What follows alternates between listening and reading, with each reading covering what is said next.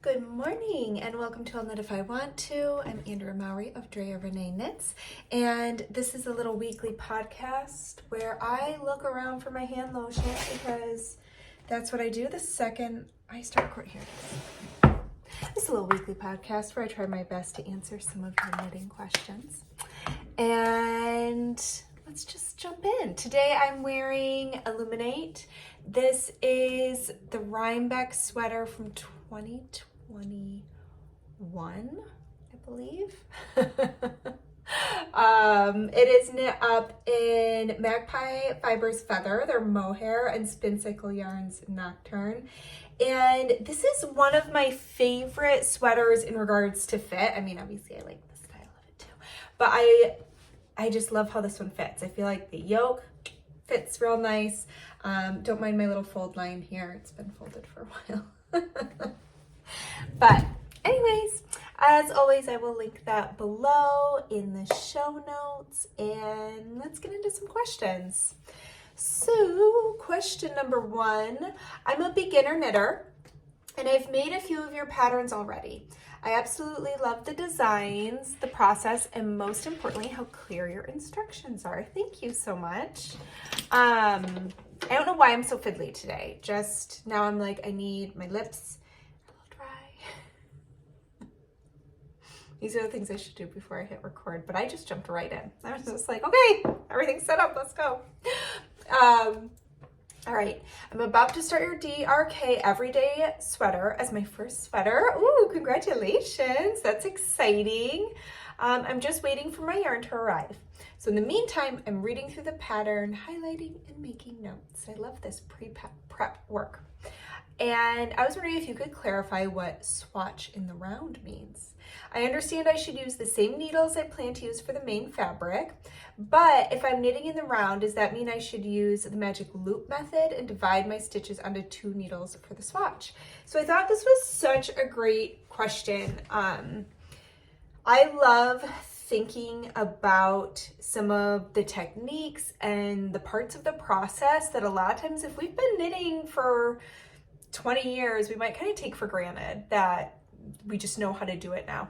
So I actually really like kind of going back to just some of those really important things to learn when we are a little bit newer to knitting, and being able to dive into those a little deeper. So swatching in the round means exactly that. It means that you need to knit in the round because what you're trying to do is replicate as close as possible the gauge you'll get when you knit your actual sweater, and that sweater's knit in the round. So all of it besides a little back neck shaping is knit in the round, the sleeves and the body and the yoke. So if you were to knit your swatch flat, then your gauge would be different than what your actual sweater will be. And the reason for that is that knit stitches and purl stitches use up a different amount of yarn. And so when we knit our swatch flat, every other row is a knit row and every other row is purl row. And that means we're using up a little bit different amount of yarn for every other row, which also means our stitches are probably slightly different sizes. And when you block that out, it's going to be a different finished gauge than what you've done in your sweater where you're only ever knitting because you're knitting in the round. So because we're knitting in the round, our knit stitches use up a little less yarn. Generally speaking, our gauge is going to be a bit tighter, a little more condensed when we're knitting in the round than when we're knitting flat because we don't have those purl stitches to make it a little bit larger. So that's why it's important to swatch in the round when your finished project is also knit that way. And there's different ways to do this. So one can be what you talked about, which is pick how many stitches you're going to cast on. Remember that a common mistake that a lot of us make when we're first knitting is that we look at what the gauge should be. So let's say it's 20 stitches equals 4 inches or 10 centimeters. So we cast on 20 stitches and that's how many stitches we make our gauge swatch. You don't want to do that because the edges of our swatch should not be counted when we are trying to take our measurement, because they're always going to be a bit skewed because they're on the edge. So ideally, you really want to knit a big enough swatch. We're just going to use, I actually have so many swatches over there. We're going to use my eyeglasses cloth here. But you want to knit a big enough square so that you can measure inside of it for your gauge without getting to these edges. It doesn't have to be this big. I mean, that would be lovely if you felt like knitting that big of a swatch, but most of us don't want to use that much yarn in our swatch. But so you want to do, I think a really good goal size swatch is 6 by 6 inches, or what would that be, about 15 by 15 centimeters, because that's really going to give you a nice amount that you can then measure in the middle. So first tip, do not cast on the amount of stitches of the 4 inches or 10 centimeters that's given in your pattern. Give yourself more than that. And then you want to either join to work in the round, which you can on Magic Loop. You could do it on DPNs, or you could do what some people call like the cheater method. It is in no way cheating, but basically what you do is you don't join in the round, you knit across, and then you just carry a big loose loop of yarn around, slide your stitches back to the beginning of your needle so that your knits are still facing you, and knit across again. And you're going to keep doing that. So you end up with all these big loops at the back, and then you have your flat swatch on top of that. If you've made your loops big enough, you can then wash that entire thing, block it, let it dry. The nice thing about that is if you needed that yarn for your project, you can still unravel it. If you have your loops really tight and it's causing your swatch to curl so you can't get a flat measurement, you would want to cut those strands and then lay it out flat to dry. But that's a really nice method if you don't want to sit there and knit a little tube. Because here's the other caveat that's really good to think about is small circumference knitting, we do tend to tighten up. So if you are knitting, you know, just this little tube trying to get, like, let's say it's 3 inches on each side to get your 6-inch swatch, you're probably going to knit that a little tighter than you would something that was a larger circumference. And that's where it can get a little bit tricky, being able to trust your gauge. So I would almost rather do the cheater method because I feel like it's giving me it's more mimicking knitting in the round than going into the small circumference knitting, which tends to tighten me up, tends to tighten up most knitters. So I do like the cheater method. I'm gonna go ahead and put a link here on how to do that.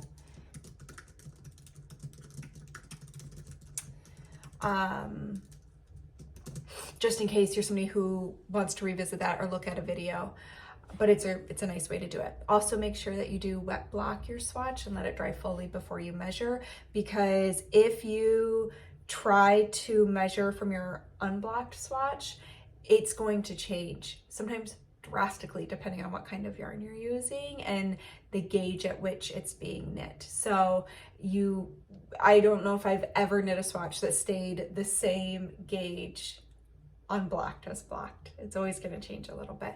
So you do want to wet block it just like you would your sweater, let it dry, and then take your measurements. Anything else? I think that's all I got there. So I hope that helps. But yeah, there you go. Oh, my last tip would be to also still take your gauge and measure that swatch before you block it, and then do it again after. And the reason I like to do that is because then as you're knitting your sweater, let's say you chose to do the small circumference method of swatching in the round, and you are thinking in the back of your head like, okay, well, I wonder if that was a little bit tighter than I might be in the body. If you took your measurements unblocked, you can use those numbers to make sure you're staying consistent as you knit. So let's say you ended up with 5 stitches per inch in your unblocked swatch. You can make sure that you continue to get 5 stitches per inch throughout your sweater as you're knitting to make sure that you know, okay, I know that I'm still at my unblocked gauge, so when I block this, it should reach the same blocked gauge as my swatch. So let's say it went up to 4 stitches per inch. So you know, okay, If while I'm knitting this, it's measuring 5 stitches per inch, that means it should, once I wash it and let it dry, end up at the 4 stitches per inch that I want for my finished project. Hopefully that kind of makes sense. So I do think that that's really helpful to have both those numbers. Okay, question number 2 is about German short rows. This one's a little bit of a head scratcher. So I am starting a top-down raglan pattern where the collar is worked first. Then they cut the yarn for the German short rows, work the German short rows, cut the yarn again, and continue to work in the round. Now, I've made your traveler sweater, which I absolutely love, and I remember that the German short rows were just started and finished by knitting back and forth part of the way without cutting the yarn along the way. Could I get away with trying to adapt the pattern to your technique, or will that get me into trouble in a top-down raglan construction, and should I just accept cutting the yarn? It does create a bit of holes, so I prefer not to cut the yarn if I don't have to. So here's the thing. I have no idea why they're having you cut the yarn, but I bet there's a reason for it. Traditionally, no, you shouldn't have to. I don't think it has anything to do with the short rows. I don't think that it has something to do with the method. I think it's more about that specific pattern. It could be, part of me is curious, are they having you change, like are you cutting that yarn and then rejoining it at a different spot to then work the short rows? Because that could be part of it. They need you to have that yarn somewhere else and then start your short row shaping. I would assume that they're not having you cut your yarn every short row, because that would not make any sense. So it sounds like you work your collar, they have you cut your yarn. I'm curious, I wouldn't think that you would then join it in the same exact place. You just cut it, because I can't figure out why they would do that unless you were joining a different yarn. And you finish your short rows and then they have you cut your yarn again. I would love to know why. Unfortunately, I don't know why, because I don't have the pattern and I can't look and go, oh, okay, so this is what they're trying to have you achieve. But my guess is that they do have a reason for it. And so I would do it as they say in the pattern, because I don't think they're just having you cut yarn for no reason. There must have been something that they needed that for. But that's also, you could always, go check if you use Ravelry, go and see if anybody else has written about that in the notes. If your pattern has a notes section, go read that notes section and see if they mention anything about it. Because oftentimes, if we do something in a pattern we know is going to cause questions, we cover it in the notes section. For instance, whenever I design a raglan, we love to think that raglans are the easiest thing. They are actually one of the more finicky when it comes to proper shaping, because you can do the classic way of shaping a raglan, which is just you increase every other row around on every side of your raglans until you get down to where you want to divide. Here's the problem. Across all the sizes, that is not going to work out evenly to have a well-proportioned sweater. You don't always want your sleeves to grow at the same rate as you need your body to grow. And especially when you go across the entire range of sizes, it's just not beautifully even like that. That's just not how it works.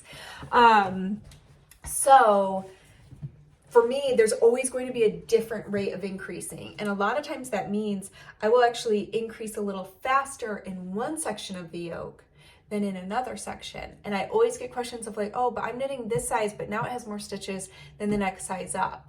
And so I always put in there, that is completely on purpose. I promise by the time you get to the end, you'll have your correct stitch count and you'll see that they are all where they need to be if you actually jump forward in the pattern. But there's just little things like that we as the knitter, when we're reading the pattern, are like, wait, what? This doesn't make any sense. And as somebody who tends to doubt things, I always have to tell myself, like, just trust the process. I mean, I do it all the time, even when I'm like cooking or baking. I'm like, now why in the world would they do this? And do I have to do that? But generally speaking, there's a reason. There's a reason they've done that. So I would maybe go check Ravelry notes, see if anybody else has mentioned it, or you can also email that designer and just say, hey, just want to double check why I need to cut the yarn here. But my guess is that there is a reason for it, or they wouldn't have you do it. Because we all know we don't really want to weave in more ends than we have to. Okay, next question. I'm curious as to how you keep track and store your spinning journal on your iPad. Is there an app or program for spinning? I started a notebook, but am awful about using it. I'd rather spin than keep track of anything. Okay, so all I use, it's a notebook on my iPad, so it wouldn't make any difference for you because it's still a notebook. I use what's called GoodNotes. I use it for actually, just go grab it 1 second.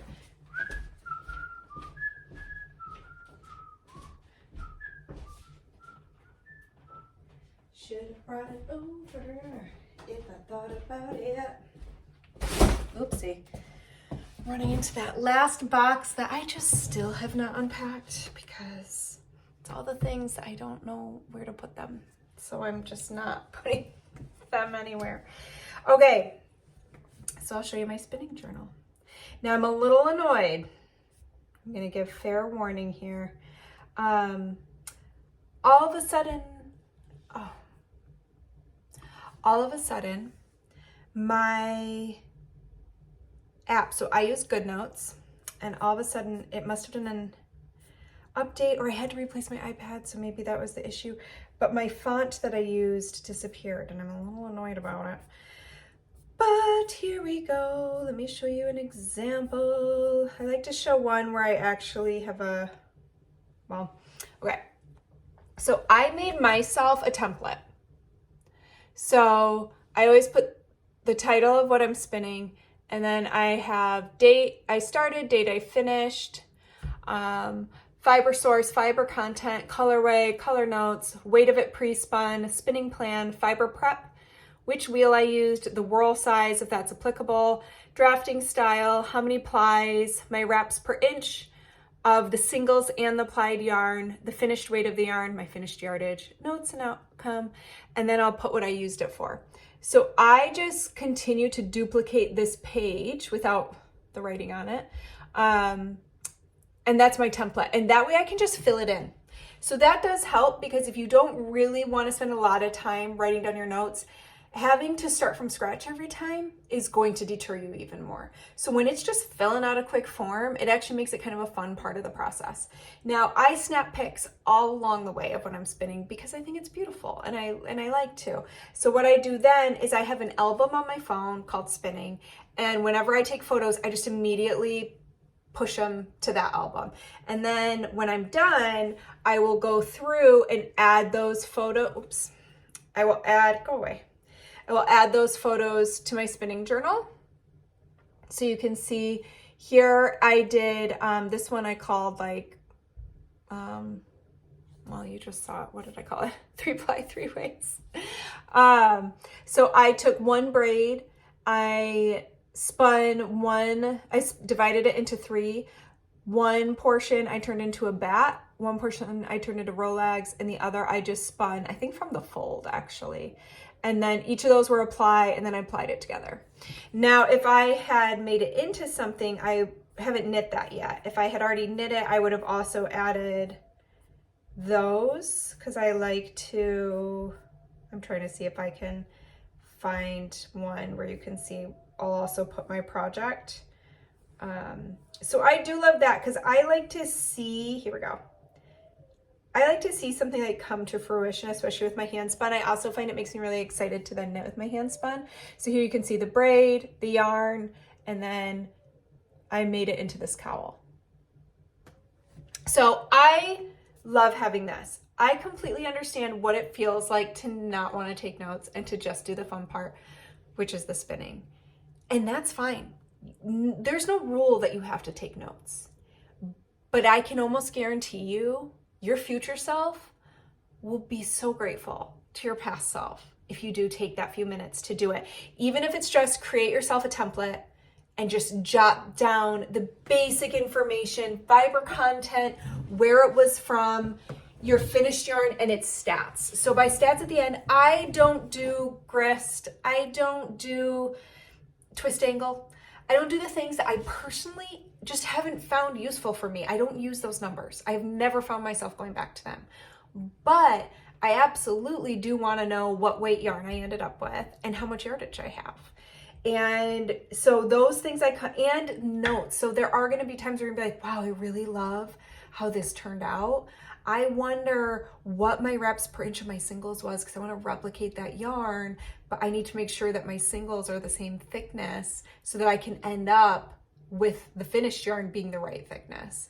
And I want to know, wait, did I run that through the drum carder? Like, what did I do for that? Or how did I draft this? Was that a short forward or was that a short backward? You just think you're going to remember, but you probably won't, especially when it comes to like the reps per inch. That's one of the things I find the most helpful is even if I just lay it through one of these little grooves, and that way I know, okay, my singles are consistently landing in this groove right here. And then that got me a 3-ply that got me to this spot. I find that very useful information to have, especially if you are spinning a decent amount of yarn. You might remember the one you're spinning, but when I go back through my stash, I'm like, oh yeah, I forgot that I spun this, and how did I spin it? And it's just nice to know that. So if you just have what you find important, make a template and just copy and paste it for yourself. Again, this is Good Notes, is the app. I can link that. So you still create your own notebook. You can absolutely do it in the actual note. I used to do it in a paper notebook. The reason I switched to this is really because I like to be able to add the photos. For me, I love to be able to see the braid and then how it turned out at the end because of how I spun it. That's really helpful for me, especially when I'm coming up with my next spin and how I want to treat a new braid. So yeah, there you go. And I will also correlate this to knitting, to sewing. A lot of times the note taking isn't always the fun part. You know, it can be the tedious part. It's kind of like swatching. A lot of us want to get to the fun part. We just want to be in the making of it. But if you want things to turn out how you want them to turn out, if you ever want to be able to replicate it, notes are really helpful. So you just got to make a habit of it and only do what's important to you. So if you're not going to find certain things helpful to jot down, then nix those from your list and don't worry about it. Because at the end of the day, we typically are making things because it gives us joy and we love it. So you want to keep it in that realm of things you love. But if you're ever kicking yourself because you didn't take a note, like what needle did I swatch with? All the time. I will forget like minutes after I do it. Then put things in place so you can remember those things. I mean, for me, for swatching, I just put knots in the tail of the yarn. I never weave in the tails of my swatches, at least one of them, and I just knot it because that way I can just run my fingers over it and go, oh, there's 5 bumps. I used a US 5 needle for that. I find it to be a lot easier and more efficient than trying to do. I used to do little yarn over holes, which look really cute, but they're kind of a pain.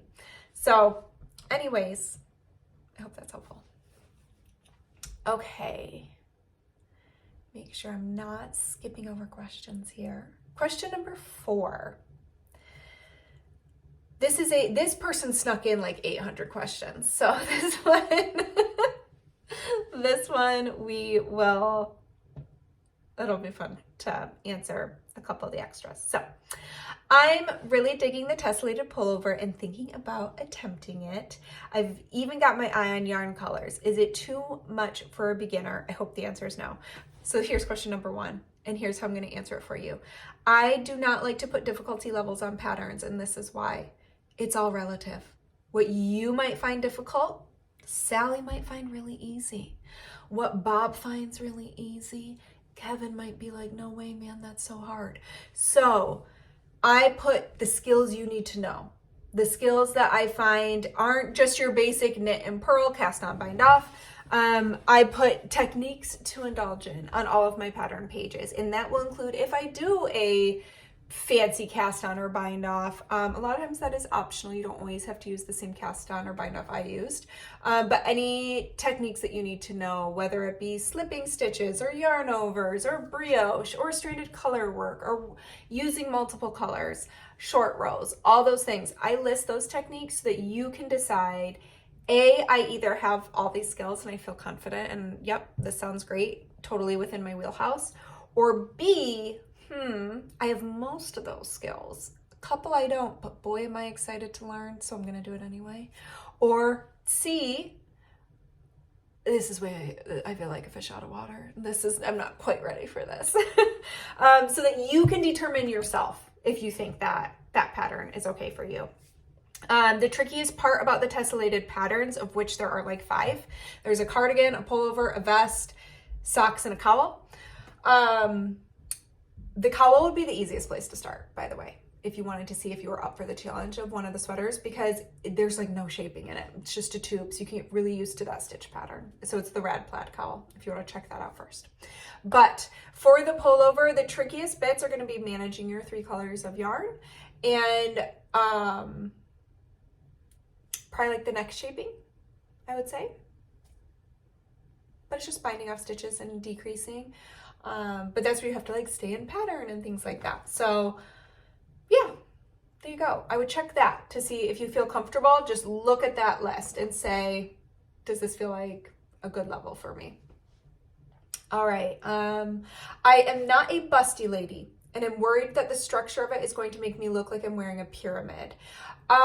It should not make you look like you're wearing a pyramid because it is not an A-frame silhouette. It is straight up and down. So it's not going to do this. It's going to do this. It's boxy. It's a boxy silhouette, which I think can look great on different bust sizes. And I think that a lot of that comes down to ease. I don't think you're going to have an issue with that silhouette with a smaller bust. Do you know of anyone with a smaller bust that has made it and worn it successfully? Absolutely. That was a Rhinebeck sweater. So we had all shapes and sizes wearing that sweater. I recommend if you are on Ravelry or Instagram, I would either look at Ravelry project pages or the hashtag on Instagram. And that way you can see loads of different body types wearing that sweater. Do you have any thoughts, tips, etc. that may be beneficial? Nope, no other notes besides what I've mentioned.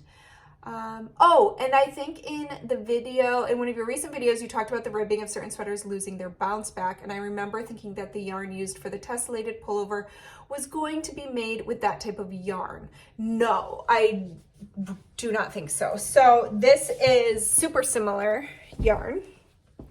And this it's not flaring out. It's not that floppy, doesn't have any structure anymore. You can see it here on my wrist too. Doesn't want to focus there. There we go. Boop. So it does not lose it. This is a superwash yarn, which we did talk about how superwash yarns can lose that elasticity. What makes it different is the amount of twist that this yarn maker puts in there. So when there is a good amount of twist, it is helping to make up for the structure that is lost in the superwash method. So I find that these yarns that are milled by Spin Cycle Yarns, dyed by a few different people. But if you went with the one in the pattern for the pullover, that would be the Farmer's Daughter Fibers, and it's the Spinster's Daughter is the yarn, if that's what you're looking at. So milled by the same people, it has that really nice tight twist, and it doesn't even feel like a superwash yarn. It has more bounce to it, which I think helps with that elasticity. Like you can see in my neck, like there's no wall, like what we talked about the other week, like, did you see that? Boop. It's not doing the like grow, or flare out a ton at the bottom because that twist helps it back together. Okay, and the last question. One more thing. I'm hoping to make your little bean and olive sweater for the March to May knit along, and I was wondering how your daughter's sweater is faring. Her sweater's doing great. So I knit all of that sweater when she was 5. She is about to be 11, and she is still trying to wear it. It's like a very cute little elbow length cropped sweater now. It's funny. I'm like, girlfriend, this is not fitting anymore. I'm actually spinning yarn to make her a new sweater because she needs a new one. But it held up great. No complaints. Held up really, really well. Especially, I feel like kids are the ultimate test, right? Especially in that age group, like at 5 years old, they're not going to be gentle with their clothing. And I don't have any issues with that. We've always felt like We don't put our kids in things that they cannot get messy. So it's held up very well. All right, last question of the day. I made the weekender sweater and finished the body today. When I tried it on, the armholes are a bit too snug, but the rest of the sweater fits great. Is there a way I can do minor sweater surgery on the armholes to make them larger before I add the sleeves? I really, really, really don't want to frog back and make the front and back sides longer. Any advice would be much appreciated. So you're not gonna love my advice. I would frog back. I think that when we are knitting a sweater, it is so worth it to get the fit that is going to feel the best so that you wear it. I think if you don't adjust it, then those arms are always going to bother you. And it sounds like you do want to adjust it. The only thing that I could think of is if you wanted to snip down a little bit. I mean, technically you could do a little steek reinforcement. I would probably maybe even use a sewing machine and do on either side of a couple stitches. I would probably leave 2 to 3 stitches in the middle. I would do a zigzag stitch on my sewing machine going up and down on either side, cut it, whip stitch it down, and then you would pick up stitches around there. But the issue that's going to be tricky is now you've taken away like the 2 to 3 rows that you still have up here. But that's the only other thing I could think of is if you wanted to snip down a little bit, where honestly, what I would do, and I don't think it's going to be as bad as you think, all you need to undo is the ribbing.